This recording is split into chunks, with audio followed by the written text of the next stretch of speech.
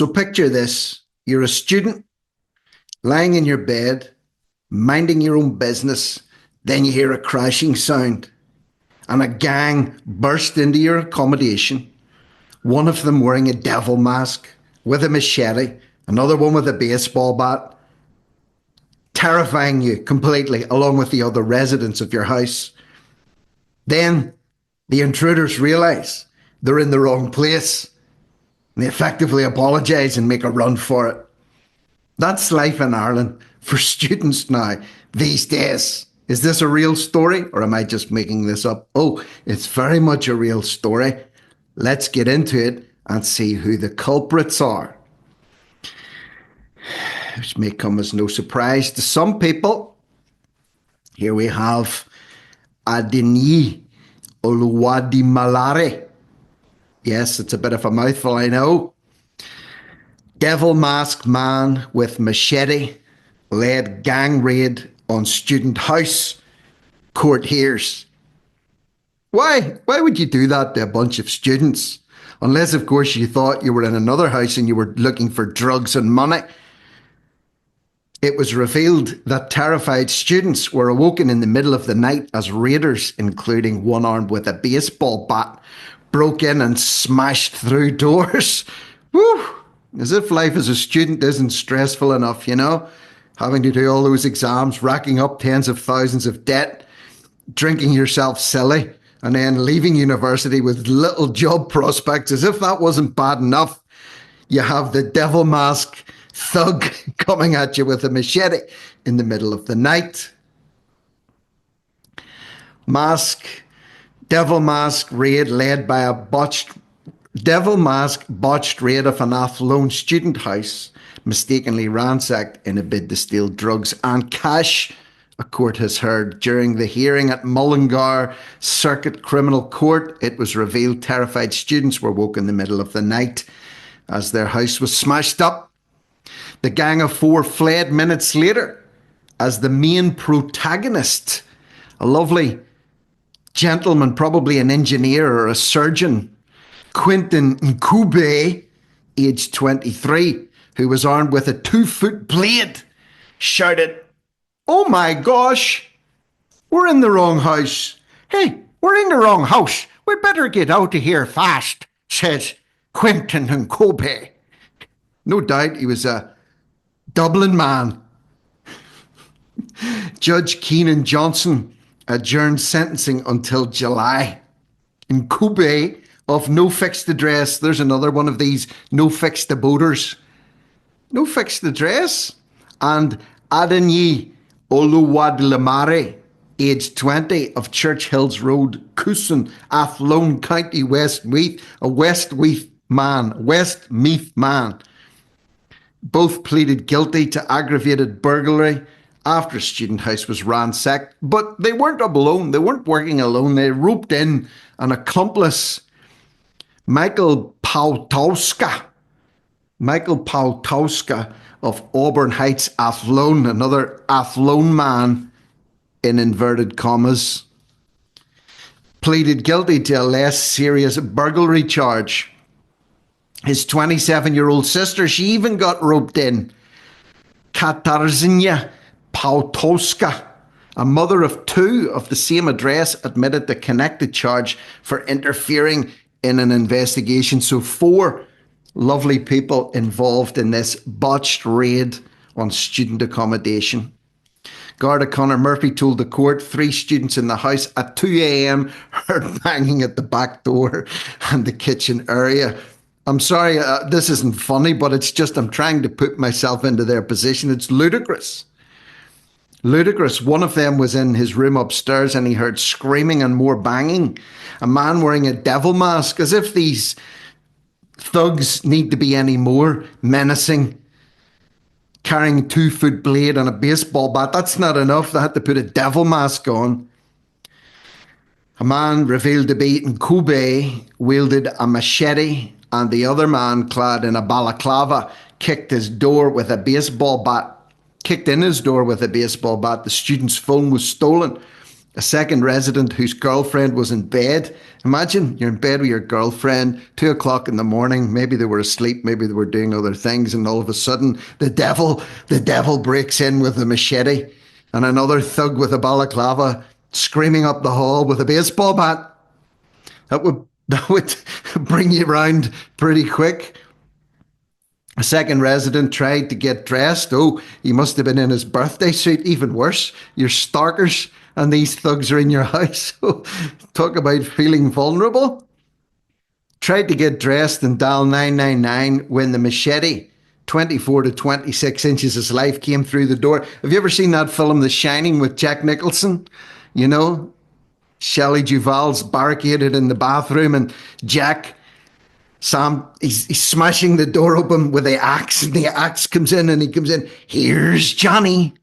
Well, in this case, it was, here's Nkubi.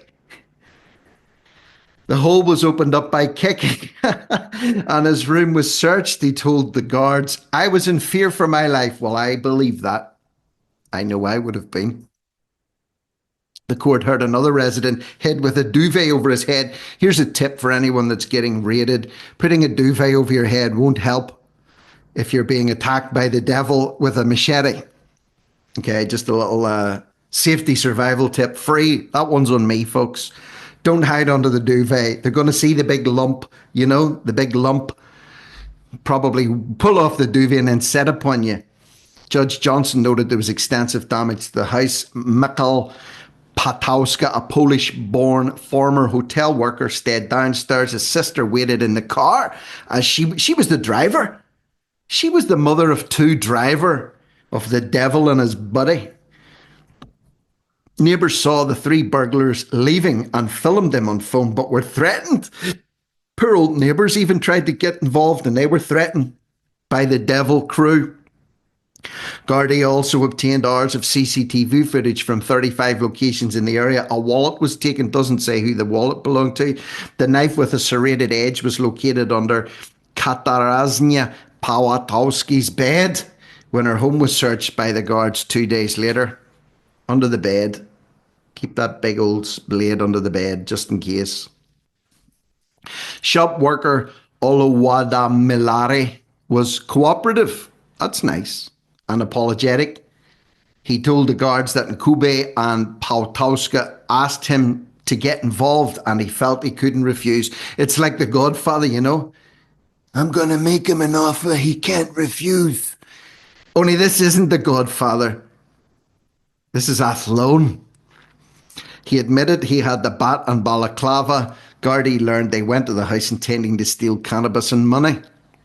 The court heard he was apologetic, and the driver realised what had happened, saying they had targeted the wrong house. She allowed the knife to be hidden under her bed. Here we have it. Listen, brace yourselves. It had to come out, didn't it? She had mental health difficulties, changed her peer group, and moved to Balakhadrin. Sounds like I've done it with a Pakistan accent. Apologies to anyone in Roscommon who was offended by my pronunciation. Mental health. She played the mental health card and said, I got to get out of town. I got to move somewhere else. Grace somewhere else with my presence. Mikkel Pawłowska admitted he went along with the plan motivated by the belief there were drugs in the house. Well, that's a good excuse. That's fine and that's understandable. When interviewed by Gardaí, Nkubi, originally from Zimbabwe, made denials but then pleaded guilty at court. He worked as a labourer but was unemployed at the time of the incident. Listen to this. He had 22 prior convictions. 22! Why was he allowed into Ireland, and why was he allowed to remain having committed 22 crimes, and why is he still here? Mainly public order offences, as well as burglary, robbery, criminal damage and violent disorder. He received 240 community service and €800 compensation order in an earlier violent disorder and robbery cases. Lovely guy. Just the kind of guy you want to enrich your community, isn't it? He's an asset. The court heard the group had been drinking and taking drugs. Nkubi is in custody on remand and appeared via video link while his co-defendants remain on bail. They're on bail. The Devil Mask Gang, the Machete Gang, the baseball bat balaclava crew are on bail. Maybe you're listening here somewhere in Ireland. Maybe you're in Roscommon. Maybe you're in Athlone. Maybe. And you're thinking, I wonder who those new neighbours we have are. They seem to keep themselves to themselves. They could be moved beside you. Who knows? I hope they're not coming my way. I'm right up in the northeast part of Ireland. Tucked up. Can see Scotland on a good day. And I'm going to stay here, thank you very much. Seems to be quiet enough around here for now. Anyway, another case, another day. No shortage of them. Could end up making this a dedicated channel to this type of crime. Doing 2 or 3 videos a day. Still can't keep up with it. But if you're enjoying the content, if you're crazy and you're enjoying this content, subscribe to the channel, leave a comment, leave a like. It's very difficult, by the way. I apologize to get through and interact with people in the comments section because there's such a high volume of comments coming in at the minute. If I leave it for a day or two, there could be 800 or 1,000 comments that I just can't get through them all. But I do try and scan through and have a read of them. I am doing that and replying where I can. Subscribe to the channel, become a channel member. If you do that, you get a little star beside your name, and that'll help me highlight those that are actually members or have joined the channel. That'll make a little bit of extra effort to interact with you. And there'll also be a question and answer video exclusively for members uploaded every Wednesday, where I'll pick up on your thoughts and views on some of the stories that have been taken. Join the channel and see what's in there. But for now, I'm Rick Munn. No risk, no reward. Over and out.